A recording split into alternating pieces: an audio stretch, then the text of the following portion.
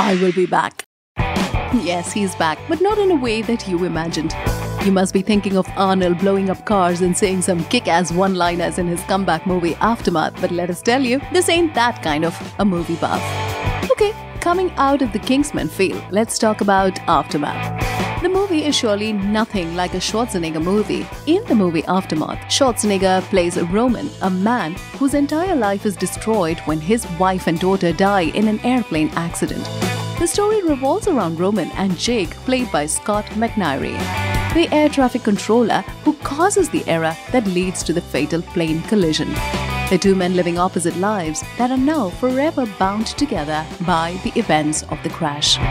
Well, if you literally mix these two characters, then you will find some resemblance with the Breaking Bad character whose life is destroyed after his daughter dies because of drug abuse and makes an error which leads to a fatal air collision. A coincidence or an inspiration? Coming back to Aftermath, while other action movie centers itself in making some awesome CGI or non-CGI action series which leads up to an obvious climax, this movie is all about fallout. Who cares what happens to Christian Bale's Batman after he faked his death and he added Robin in Nolan's trilogy?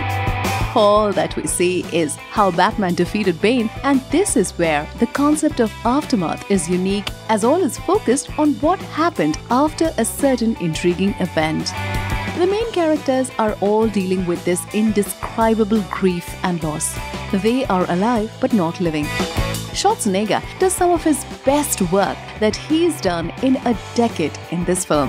You have to understand, even his fans were getting bored seeing him say, "I'm back" all the time. He needed to experiment with his role, and this experiment has certainly told us why he is said to be one of the best actors of his time. It's this anti-Arnold kind of role that you're not accustomed to. He does nice work relaying the heartache and devastation that is occupying his soul. McNairy is equally good in portraying the inner turmoil and guilt that his character is dealing with. Even Maggie Grace plays Jake's wife, and she digs deeper emotionally. While the performances are worth remembering, the constant background music will irritate and distract you from some emotionally grasping scenes.